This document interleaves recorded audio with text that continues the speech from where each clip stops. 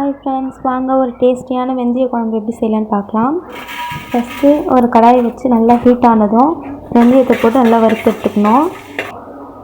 அது இருக்கட்டும். எண்ணெய் ஊற்றி கடுகு போட்டு சீரகம் கொஞ்சம் வெந்தயம் எல்லாம் போட்டு நல்லா வெடிக்க விட்டு நல்லா காஞ்சி வந்ததும் அதில் சின்ன வெங்காயம் நல்லா போட்டுட்டு காஞ்சி மிளகாய் போட்டுட்டு நல்லா வதக்கி விட்டுட்டே இருக்கணும். சின்ன வெங்காயம் அந்த ஜூஸ் எல்லாம் இறங்கி நல்லா பொன்னிறமாக செவக்கிற வரைக்கும் வதக்கணும்.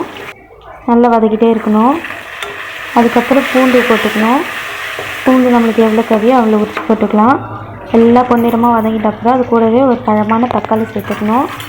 சேர்த்துட்டு நல்லா வதக்கிட்டே இருக்கணும். எல்லாமே சேர்ந்து நல்லா குழஞ்சி வரணும். அது கூடவே கொஞ்சம் மஞ்சத்தூள் உப்பு எல்லாம் சேர்த்து நல்லா வதக்கணும். நல்லா குழஞ்சி வந்ததும் அது கூட தேவையான அளவுக்கு மிளகாத்தூள் சேர்த்துட்டு அந்த பச்சை ஸ்மெல் போகிற வரைக்கும் எண்ணெயிலே நல்லா வதக்கி விடணும். தேவையான அளவுக்கு புளி ஊற்றணும். புளி கொஞ்சம் கட்டியாக இருந்தால் நல்லாயிருக்கும். ஊற்றிட்டு எல்லாமே நல்லா கலந்து விடணும். நல்லா கலந்து விட்டுட்டு தேவையான அளவுக்கு உப்பு சேர்க்கணும். சேர்த்துட்டு இன்னும் நல்லா கலந்து விடணும். நல்லா கலந்து விட்டுட்டு நல்லா மூடி கொதிக்க வச்சோன்னா அந்த எண்ணெய் நல்லா திரிஞ்சு வரும். நல்லா பாருங்கள் எவ்வளோ டேஸ்ட்டாக இருக்கும். எவ்வளோ திரிஞ்சு அழகாக வந்திருக்கு பாருங்கள். நல்லா எண்ணெய் திரிஞ்சு வந்துடுச்சு. நல்லா கலரிடணும்.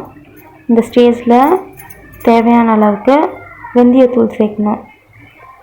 அதாவது பெருங்காயத்தூள் சேர்த்துட்டு நல்லா கலரி விட்டுட்டு நம்ம ஃபஸ்ட்டு வறுத்து எடுத்து வச்ச வெந்தயத்தை நல்லா தூள் பண்ணி சேர்த்துட்டு நல்லா கிளறி விட்டுட்டு இன்னும் டேஸ்ட் இன்க்ரீஸ் பண்ணுறதுக்கு கொஞ்சம் ஒரு சின்ன துண்டு வெல்லம் போட்டு நல்லா மிக்ஸ் பண்ணி விடணும்.